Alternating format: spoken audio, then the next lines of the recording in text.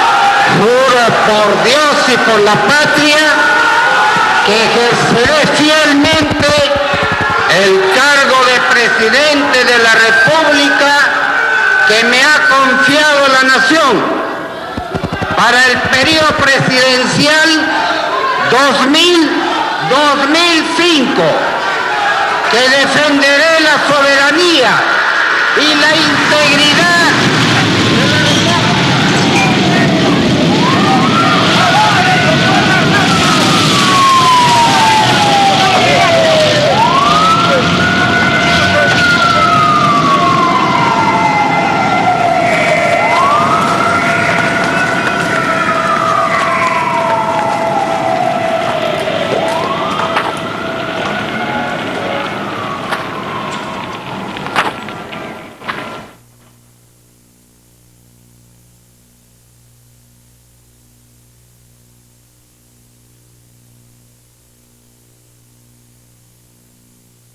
Lo que queda ahora en la memoria es ese último día. Nosotros marchando en medio de una nube de gases y donde además tú sentías los flujos y reflujos de un plan pensado por una mente maligna para tratar de hacernos caer, de hacer caer sobre nuestras cabezas un delito de sangre.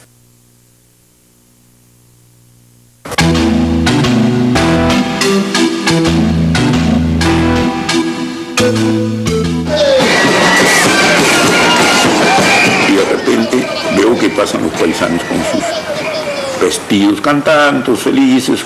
Habían habido 2 días de marcha y no había pasado nada. Ellos creían que la fiesta seguía, pues no sabían que allá estaban disparando. Y yo, que no puedo con mi genio, veo a los soldados que van. ¿De dónde van? No van a maltratar a esa gente que no tiene nada que ver. Los vi decididos. ¿Para qué dije eso? Me apuntaron a la cara, pero así como un pelotón de fusilamiento, y de frente al rostro, y veo que la bala viene así, oye, la veo que viene así, una cosa de esa atracción que tiene, y cuando la veo que ya está un segundo, hago así, y me cae así, y me parte si me cae en el ojo, en los ojos, hubiera ciego. Yo. Por la basura, en la basura, se acabó la dictadura. Ese día también es un día bastante importante porque este fue el primer lavado después del 28 de julio, donde murieron los 6 vigilantes del Banco de la Nación. Entonces nosotros decidimos hacerlo con crespón negro, ¿no? En símbolo de luto. ¿Cuánto tiempo después de la represión de los 4 suyos empezaron a lavar de nuevo? No, inmediatamente.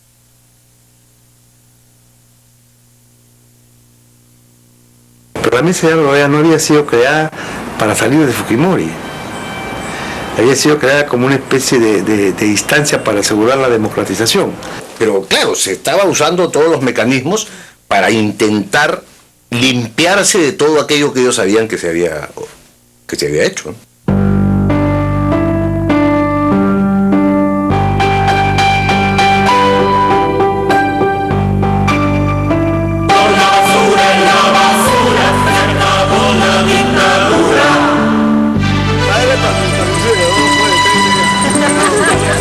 En los periódicos va a estar viniendo gratis todos los días. Solo hoy, hay que joder, En el viaje hacia Iquitos lanzaban en paracaídas desde este avión Ilyushin 72 exactamente en este punto una cantidad determinada de armas en cada viaje. Las detenciones aquí en el Perú han sido realizadas exclusivamente por autoridades peruanas que fueron noticiadas por el Servicio de Inteligencia Nacional. Lo primero que nos llamó la atención a nosotros fue la famosa conferencia de prensa sobre el tráfico de armas. Nadie se la esperaba y es difícil entender por qué la hicieron Montesinos y Fujimori. Por una serie de factores. Económico, que no es el primordial, porque esto fue un buen negocio, pero no en realidad para Montesinos. Y el verdadero negocio venía por la presencia de las FARC en la zona nororiental. ¿Por qué? Porque mientras se mantuviera vigente el peligro de FARC en la zona nororiental, esto permitiría incrementar los gastos de la Fuerza Armada y mantener la zona de emergencia, lo que traía como consecuencia además que nadie se preocupara de verificar si lo que se compraba estaba bien o no. Lo que pasa es que Montesinos se da cuenta que él ya ha sido descubierto. ¿Por qué? porque con motivo de las operaciones de la Fuerza Armada de Colombia se van incautando armas. Claro, la inteligencia colombiana lo que hace, con el apoyo de Estados Unidos también, es tratar de identificar el origen de estas armas. Y parte de estas se establece pues que eran armas producidas en la República Democrática Alemana. La República Alemana informa que en su momento estas fueron vendidas a Jordania, y finalmente Jordania informa que estas fueron vendidas al Perú.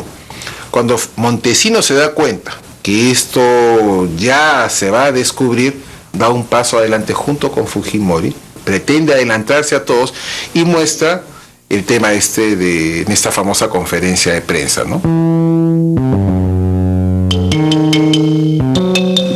Lo que vamos a ver aquí, en esta cinta que vamos a propagar íntegramente, muestra a uno de los exponentes de la más baja miseria humana, un congresista de la República, recibiendo dinero que le pertenece a todos los peruanos a cambio de traicionar la voluntad del pueblo peruano. Y como él, lo han hecho otros tantos. Señores periodistas, este video que ustedes van a ver es solo una muestra, pero por sí solo es contundente y suficiente para el pedido de captura inmediata de Vladimiro Montesinos Torres y para la exigencia de renuncia inmediata de Alberto Fujimori a la presidencia de la República.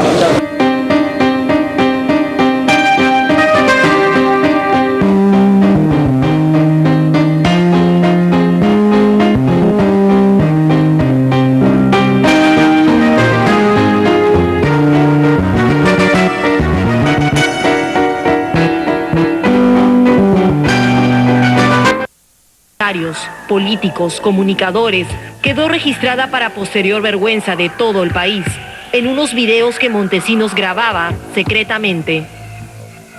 Un hecho único e insólito en la historia de la humanidad, la corrupción moral de un pueblo registrada en video. Ese video tuvo pues un efecto de terremoto, ¿no? Más allá de que ninguno de estos personajes era un adalid de la moralidad ni un dechado de principios, fue para todo el país una situación extrema verlos recibir dinero contante y sonante. Lo que hemos visto en esos videos es la prueba descarada de cómo el gobierno estaba comprando las conciencias de los medios de comunicación social y de todo el entramado de los programas sociales. Fujimori, acorralado y tratando de limpiar su imagen, anunció nuevas elecciones. Desactivar el sistema de inteligencia nacional. Y en segundo lugar, de convocar en el inmediato plazo posible a elecciones generales. En esas elecciones generales, de más está decirlo, no participará quien habla. 23 de septiembre. Montesinos viaja a Panamá con asilo gestionado por el gobierno peruano y la OEA. Fujimori le entrega $15 millones por los servicios prestados. 23 de octubre. Se confirma que Montesinos ha regresado al Perú. El avión que lo trajo es detectado en el aeropuerto de Pisco, pero él pasa a la clandestinidad. Fujimori lo busca desesperadamente.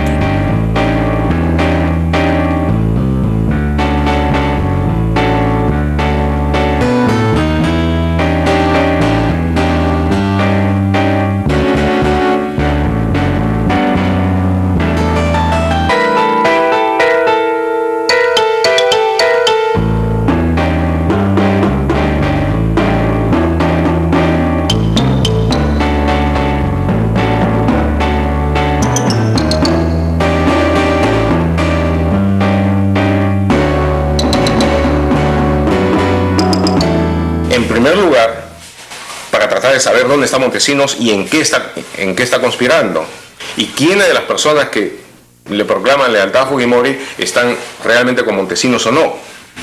Y luego, junto con eso, las evidencias, la información, los videos que pudiera tener Montesinos y que Fujimori conocía perfectamente que estaban en su poder. El 29 de octubre, Montesinos fuga en un velero con rumbo desconocido. Decidió desbloquear 3 cuentas bancarias atribuidas al ex jefe del SIN, el doctor Montesinos. El monto total de estas 3 cuentas bancarias es alrededor de 48 millones de dólares.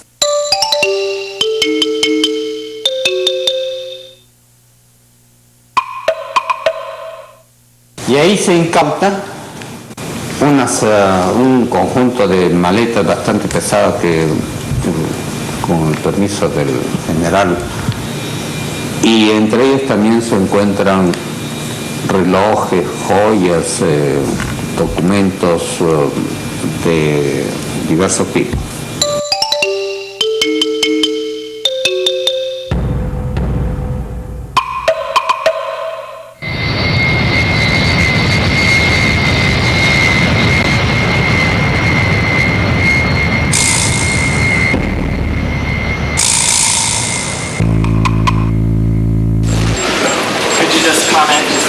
Okay. The rumor seems to be groundless, but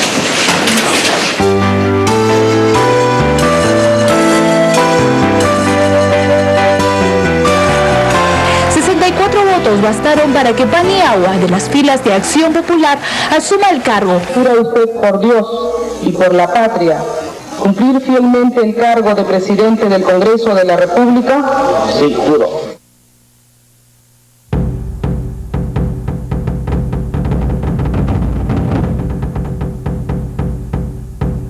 Artículo primero.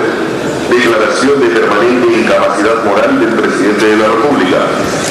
Declárase la permanente incapacidad moral del presidente de la República, ciudadano Alberto Fujimori Fujimori, según lo establecido por el inciso 2 del artículo 113 de la Constitución Política del Perú. Artículo segundo. Declaración de vacancia de la presidencia de la República. Declárase la vacancia de la presidencia de la República, debiendo aplicarse las normas de sucesión establecidas por el artículo 115 de la Constitución Política del Perú. Han votado a favor 72 señores representantes, en contra 9 y se han abstenido 9.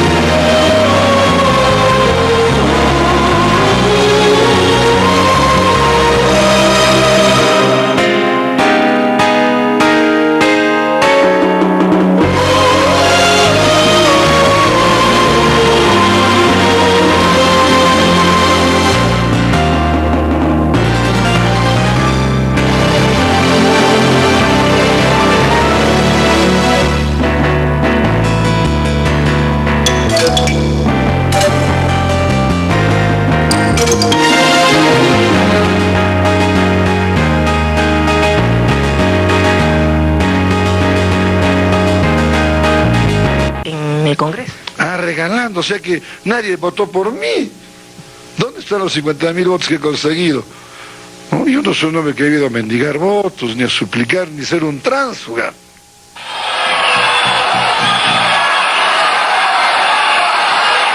Solo unos cuantos dijeron que permanecerían como independientes, pero casi todos se pasaron al oficialismo, dándole a este una cómoda mayoría de por lo menos 70 congresistas. Estos parlamentarios, llamados tránsfugas, hicieron que el grupo del gobierno controle absolutamente la mesa directiva y todas las comisiones ordinarias del Poder Legislativo. Lista número 1.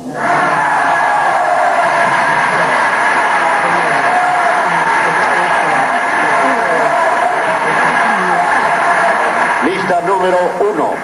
Se ha degradado. Por la patria, cumplir fielmente sus deberes, proceder conforme a la Constitución y a las leyes, observar el principio constitucional de no sujeción a mandato imperativo y guardar secreto sobre los asuntos tratados en las sesiones secretas. Por Dios, por la plata, por la patria.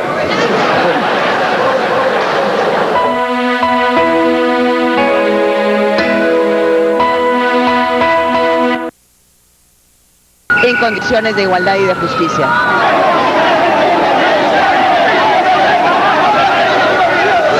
La historia de Susana Higuchi podría ser la de muchas mujeres en el Perú. Una mujer a la que su esposo humilló, dejó y le arrebató a sus hijos. Bastante. 15 años.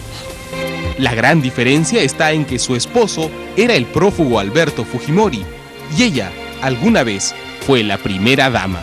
¿Y sus hijos cómo le dicen? ¿Mamá o ma o mami? Ma. ¿En serio, ma? Sí, ma.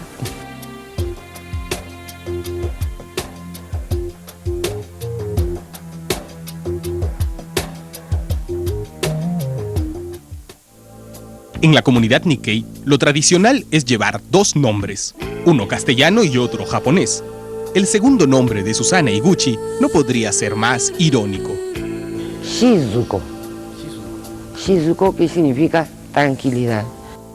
En realidad, Shizuko vivió honrando su nombre muchos años, hasta que en 1990 perdió la tranquilidad para siempre.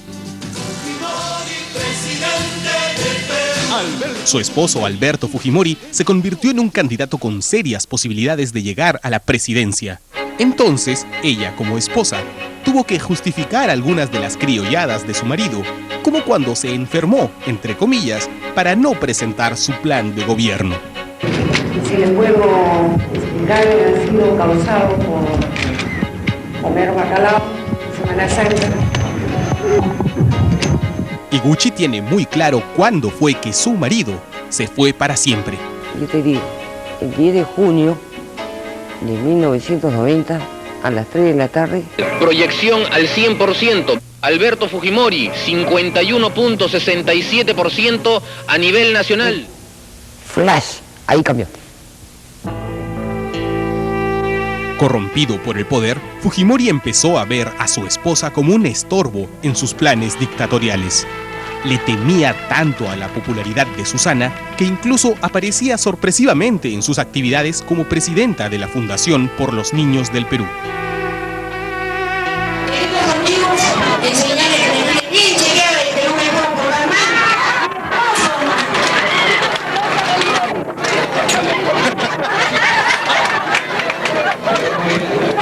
No he venido a chequear a mi señora sin montante.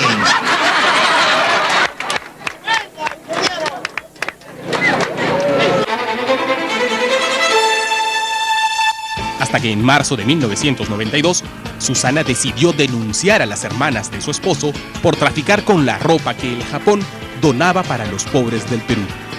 Escuchemos nuevamente sus palabras. Reciben donaciones de Japón de ropa y se cogen lo mejor para ellas. Lo de segunda lo venden en bazar de caridad o bazar venta o qué sé yo. Y reparten estropajos y utilizan mi nombre. Y eso sí me indigna. Disolver. A la semana siguiente, el autogolpe hizo que la prensa olvide la denuncia de la primera dama. La relación de la pareja presidencial estaba resquebrajada, pero ella siguió junto a él por sus hijos. Sin embargo, Fujimori estaba cada vez más sumido en el poder. Ya, déjame responder. Francotirador. Se tomaba una botella de whisky en el lapso de 1 hora. ¿Solo? Whisky puro con hielo en el lapso de 1 hora. Entonces, yo lo quedaba mirando porque no tomaba. Y luego me decía, acompáñame, llévame al servicio. Todo mareado, pues, ¿no? Entonces, lo bañaba, todo. Me decía, ahora sí, déjame solo. Salía del servicio higiénico. ¿Tú lo bañabas a él, perdón? O sea, estaba tan mareado que tú lo tenías que bañar. Claro, entonces, al cabo de 5 minutos salía todo perfumado, bien internado, y me decía, ¿sabes qué? Eso sí me voy al zinc. ¿Por qué salía tan...? Tan derechito. Sí, no podía dormir. Bueno, yo he tomado cocaína hace muchos años, y después de tomar cocaína uno no puede dormir, pasa la noche en blanco simplemente. No podía dormir. Tú no has tomado cocaína nunca, obviamente, Susana. Nunca. ¿Y alguna vez lo confrontaste y le preguntaste a Alberto, ¿tú estás tomando cocaína? No. Lo que siguió parece una película de terror. Fujimori le apagaba las luces de Palacio cuando ella estaba sola. Ordenó que le apliquen un extraño tratamiento con electricidad. Incluso soldó las rejas de Palacio para que ella no recibiera visitas.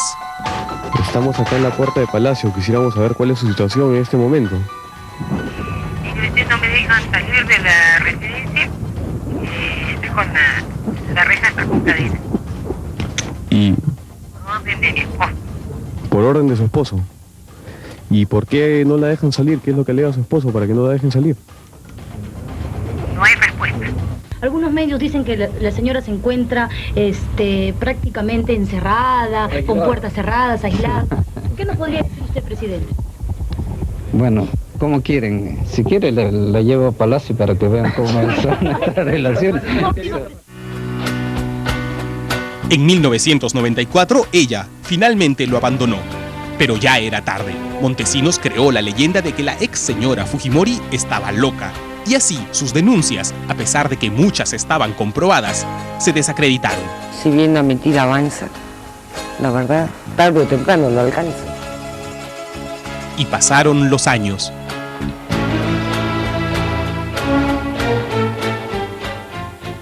Ahora, Susana Higuchi no quiere hablar más del pasado. En verdad que las verdades dolorosas pasadas están formateadas en mi cerebro. La razón, después de más de una década, acaba de recuperar a sus hijos. Unos hijos que no se mantuvieron al margen de los problemas de sus padres, sino que abiertamente optaron por la vida opulenta que les ofreció su padre, presidente, a cambio de abandonarla. Susana no se rindió. Bueno, como ingeniero civil especialista en construcción, también reconstruye. No solamente viviendas, sino también hogares. También, así como se reconstruyen casas antiguas, también se reconstruyen amores antiguos. En este caso, amores filiales. Después de la fuga del padre a Japón, Susana era libre para reconstruir la relación con sus hijos. Yo supongo que está muy contenta de haber, no sé si reconstruido esa relación. Sí, gracias a una palabra muy simple, que mucha gente no le da importancia: democracia. El año pasado era la más feliz con el matrimonio de Keiko. ¿Y le gustaría ser abuela entonces? Ay, sí. Y bisabuela y tatarabuela también. Este año Kenji se mudó con ella. Al fin, Susana había recuperado, después de 15 años, la experiencia de ser una madre normal. Bueno, cocinar, lavarle su ropa, preocuparme por él, a qué hora viene, a qué hora llega, con quién sale, hacerle masajes, esto, ¿no? Bromitas van, vienen, sí. Jugar. Por eso, para no perder lo que tanto dolor le costó reconstruir, es que ella no ha dado entrevistas a la prensa a propósito de la detención de Fujimori en Santiago, ni quiere comentar nada de su pasado con el padre de sus hijos. ¿Por qué? Con mis hijos. Y son 4. No es uno, son 4. Pero el semi-regreso del prófugo ha revivido la tragedia de Higuchi. Kenji voló a Santiago a ver a su padre, y la madrugada anterior a la breve entrevista que nos concedió, ella había chateado con Kenji durante horas, porque su hijo está muy deprimido. ¿No has amaqueado un poco las cosas? Depende. A nivel, digamos, de... ¿A quién? En la relación con sus hijos. Bueno, de repente es parte de la estrategia de Fujimori, ¿no? Así que prefiero no hablar de ellos, ¿no? Susana no quiere hablar más de su vida personal. No quiere arriesgarse a perder nuevamente a sus hijos. Háblame de política. Política internacional. Pero así es oportunidad. Muchas gracias.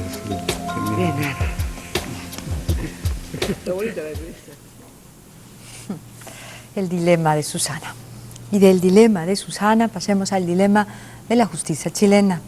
La extradición de un violador de derechos humanos o la repatriación de un turista que entró con pasaporte peruano pero que es japonés. Vamos a ir por partes. Vamos a empezar por las razones de lesa humanidad. El reportaje estuvo a cargo de María Isabel Torres. Slobodan Milosevic dirigió Yugoslavia y Serbia durante 11 años. Fue deportado por su gobierno a la Corte de La Haya y es el primer ex jefe de Estado en ser juzgado por una corte internacional por 66 crímenes de lesa humanidad y genocidio.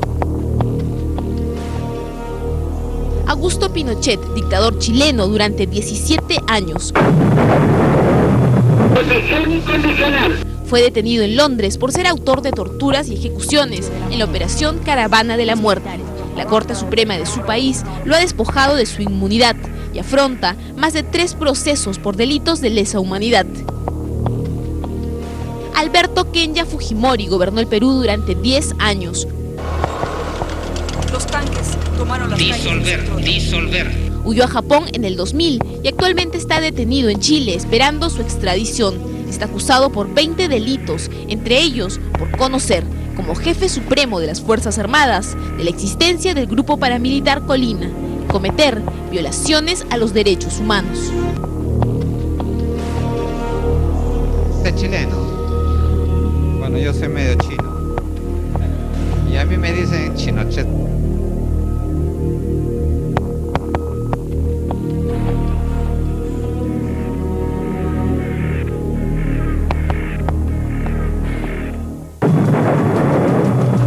Capital foráneo.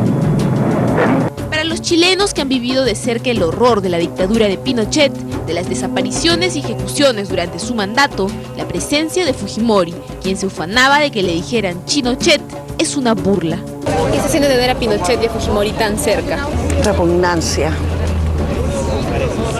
e impotencia. Impotencia de no poder hacer nada por estos asesinos que todo el mundo los reprocha por sus acciones maléficas. Socio, los flamingos, ¿cuál sería? ¿Qué a la casa de Pinochet por ahí? Vale, gracias. Llegamos. A 30 minutos de la escuela de gendarmería, donde ahora está recluido Alberto Fujimori, en uno de los sectores más exclusivos de Chile, queda la lujosa mansión que ahora refugia a Augusto Pinochet. La casa de Pinochet, ¿esta es? Triste coincidencia que hicimos para tener a 2 canallas en nuestro país. Dicen por ahí que el diablo los junta. Quizás los junte, esperamos para que sean juzgados. ¿Por qué no tener esa esperanza? Lorena Pizarro es la presidenta de la agrupación de detenidos desaparecidos durante la dictadura de Augusto Pinochet en Chile. Lorena perdió hace 30 años a su padre. Mi padre se llamaba Waldo Pizarro, desapareció el 15 de diciembre de 1976. ¿Desde cuánto tiempo carga esta joven? Desde muy niña, pero también pensemos que me acompaña. Chile tiene una historia de mucho dolor y de mucha lucha con lo que fue la dictadura de Augusto Pinochet. Curiosamente, hoy día tenemos al dictador peruano acá, responsable también de crímenes contra la humanidad, que está buscando escabullirse de la justicia, que busca impunidad, al igual que Augusto Pinochet. Las agrupaciones de detenidos desaparecidos y ejecutados políticos en Chile apoyan decididamente la extradición de Alberto Fujimori y la causa de Rayda Cóndor y Gisela Ortiz, madre y hermana de 2 de los asesinados en La Cantuta. Siempre veo la cara de mi hijo. Siempre recuerdo que él llegará mañana, más tarde. Siempre espero eso. Tienen que ver no solamente con una historia que nosotros hemos vivido día a día, ¿no?, sino con un dolor que está permanente y que sigue haciendo daño, ¿no? Por un lado escuchamos a los familiares, compartimos con ellos su dolor, pero también su actitud firme, decidida, valiente, de seguir exigiendo justicia. Gracias a la presión de las organizaciones que representan Patricia y Lorena, Pinochet fue despojado de la inmunidad que lo protegía y hoy, después de muchos años, está siendo procesado por la justicia chilena. Yo creo que es una vergüenza para Chile que un delincuente internacional de la catadura de Alberto Fujimori haya ingresado al territorio nacional. Carmen Hertz es una de las abogadas que hizo posible los juicios contra Pinochet. Su esposo fue una de las víctimas de la caravana de la muerte. Los peruanos, los activistas de derechos humanos del Perú, los familiares de las víctimas de Fujimori, tienen que, como siempre, no confiar más que en sí mismos. Estar aquí en Chile sumándose, como lo están haciendo, a las organizaciones de derechos humanos chilenas para que entre todos juntos impidamos que la impunidad se instale en relación con Fujimori. En solo 4 días, los activistas por los derechos humanos en el Perú, Francisco Soberón, Sofía Mager, Ronald Gamarra y Gloria Cano, se entrevistaron con el presidente de la Cámara de Diputados, el vicepresidente del Senado, autoridades del Ministerio Público y otras organizaciones civiles a las que informaron sobre los crímenes de Fujimori, en especial de los casos Barrios Altos y La Cantuta. Estoy totalmente convencido de que los casos contra Fujimori en Chile, materia de extradición, deben centrarse básicamente en los temas de derechos humanos, ¿no? Además, presentaron un recurso a la Corte Suprema para que el expresidente sea trasladado a una prisión común. Es una escuela de formación de la gendarmería y no es una cárcel ordinaria y común a la que serían llevados cualquier ciudadano chileno, peruano, de cualquier nacionalidad. Creemos que no deben haber ningún tipo de privilegio para el prófugo. Rayda Cóndor y Gisela Ortiz contaron a la prensa chilena lo que fue la desaparición de sus familiares en la Universidad La Cantuta. Durante estos 13 años venimos buscando justicia, pero Dios es grande, algún día encontraremos. Y no olvidamos porque estos crímenes que se cometieron todavía son crímenes que nos duelen. Héctor Salazar, abogado chileno, ya tiene los poderes notariales para representar legalmente a Rayda y Gisela en el proceso de extradición contra Fujimori. ¿Qué pueden ellas dar en la audiencia? ¿Presentar su testimonio, presentar pruebas? Presentar pruebas, hacer las alegaciones y fundamentar las razones de por qué es necesario que Fujimori sea procesado en Perú. Fujimori no solo ha encontrado una sólida oposición en las organizaciones de derechos humanos chilenos, en la calle tampoco es bienvenido. Fujimori debería estar encarcelado, no tiene que estar acá en Chile. Hay que condenar esta frescura de un asesino, de un corrupto como Fujimori. No tenemos arte ni parte en lo de Fujimori, entonces se instala aquí, además que estamos mal con los peruanos, encima más mal todavía. Que se vaya, por supuesto, porque lo echen. No tiene por qué estar acá. Con palabras o sin ellas, nada que ver con Fujimori. La mayoría de los chilenos piden que Fujimori deje lo más pronto posible su país. Sin embargo, Mónica González, directora del diario 7 de Chile y una de las más reconocidas periodistas de investigación del caso Pinochet, reconoce que podría haber algún sector de la sociedad chilena que sí compatibilice con el prófugo expresidente. Los únicos soportes que tiene Chile son los antiguos pinochetistas.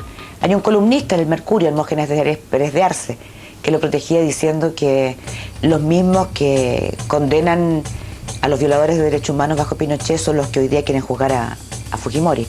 Bueno, eso es verdad. Hasta el momento, a Fujimori en Chile las cosas no le han salido bien. El gobierno de Lagos lo acusó de irresponsable. Su abogado lo abandonó. La Corte Suprema le negó la libertad bajo fianza y las organizaciones de derechos humanos le han declarado una guerra sin cuartel. odio a ese hombre, porque me quitó lo que era mío, lo troncó la vida a mi hijo. Eso es lo que me duele a mí. Y jamás se los voy a perdonar, ni a él ni a los de la colina que están ahí sentados en la base naval, mirándonos, riéndonos de nosotros. Somos países hermanos, nos hermana un gran dolor, pero también nos tiene que hermanar el deseo de verdad y de justicia.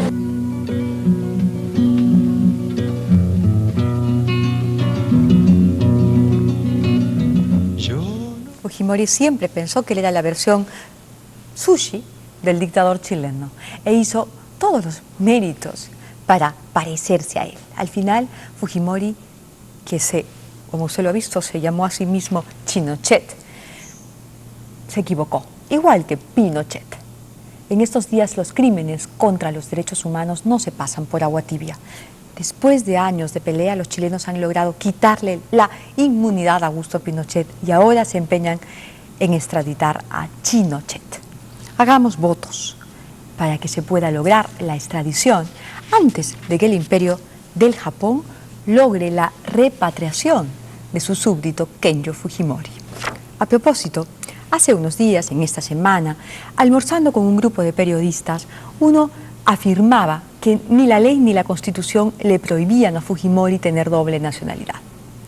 Eso es en realidad una verdad mentirosa, porque la Constitución y la ley que no se lo impiden son las que él se mandó a hacer y no las genuinas, las verdaderas. En el momento en el que Fujimori juramentó como presidente constitucional de la República del Perú en 1990, la Constitución y la ley de nacionalidad sí le prohibían tener doble nacionalidad, nacionalidad japonesa concretamente. Fujimori juramentó ilegalmente en 1990. El 11 de julio de 1942, durante el gobierno de Prado y durante la Segunda Guerra Mundial, se modificó en el Perú la ley de nacionalidad.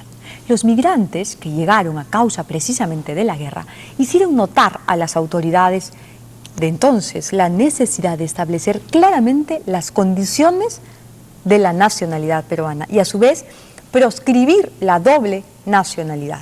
Y así se hizo. La ley que modificaba la condición jurídica de los nacidos en el Perú y de la nacionalidad peruana estrictamente, decía lo siguiente en su artículo 4. Los peruanos de nacimiento que figuran inscritos en las embajadas, legaciones o consulados de la patria de sus padres, así como las extranjeras casadas con peruanos y las peruanas casadas con extranjeros y en general todas las personas a quienes corresponde la calidad de peruanos, pueden pedir el reconocimiento de esa calidad. Presentada la solicitud, con los documentos pertinentes previos, los esclarecimientos que sean necesarios, se resolverá por resolución ministerial si procede o no procede. Y en el caso de que proceda, que se expida título de reconocimiento de nacionalidad. ¿Se fija usted? ¿Se da usted cuenta? En términos prácticos, se les retiraba la nacionalidad. Eso es exactamente lo que dice esta ley. Los peruanos de nacimiento que eran inscritos en los consulados de la patria de sus padres perdían cualitativamente la nacionalidad peruana y los derechos que ella otorgaba. Si querían tenerla y usar esos derechos, como por ejemplo el de postular al Congreso o a la Presidencia de la República, debían solicitar expresamente el reconocimiento de la nacionalidad peruana. Y era potestad del ministro del Interior otorgar ese reconocimiento documentadamente o no otorgarlo. Podía negárselo. ¿Por qué? Porque con eso el Perú se protegía de la posibilidad de que más adelante se constituyan minorías agresivas que quisieran, por ejemplo, tomar el poder. Eran tiempos muy difíciles y las migraciones eran realmente grandes, importantes, se ubicaban en distintas zonas de América del Sur. Definitivamente la migración japonesa fue una migración muy importante en el Perú. Años más tarde, la Constitución de 1979 relajó el rigor de la Ley de Nacionalidad del año 42 y admitió la doble nacionalidad, pero únicamente para los peruanos que adquirieran otra nacionalidad iberoamericana.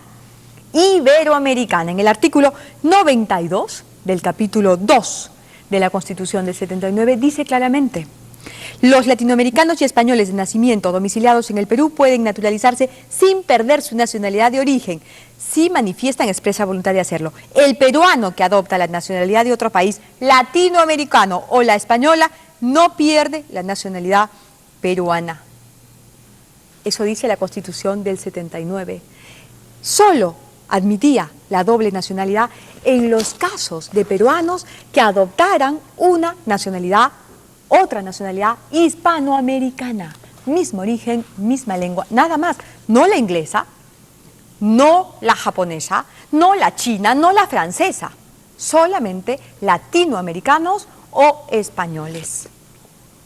Cuando Fujimori juramentó en 1990, regía la Constitución del 79. Y él sabía perfectamente que según la Constitución y la ley del año 42, que también estaba en vigor, él debía haber renunciado explícitamente a su nacionalidad japonesa. Él sabía que su padre lo había inscrito como súbdito del imperio apenas nació en el consulado del Japón en Lima, pero no renunció, no lo hizo. Sabía que tenía que hacerlo, pero no lo hizo, al contrario. Ocultó su nacionalidad japonesa, contaba con ella para más adelante, contaba con ella para huir más adelante. Sin embargo, no se sentía seguro. Pues claro, no se sentía seguro. Algún periodista o algún jurista podía descubrirlo y denunciarlo y echar a perder sus planes siniestros. Montesinos, que es un zorro, lo sabía y le ofreció su complicidad por un lado y una salida por el otro. Ahí es donde comienza el golpe de Estado del 5 de abril de 1992.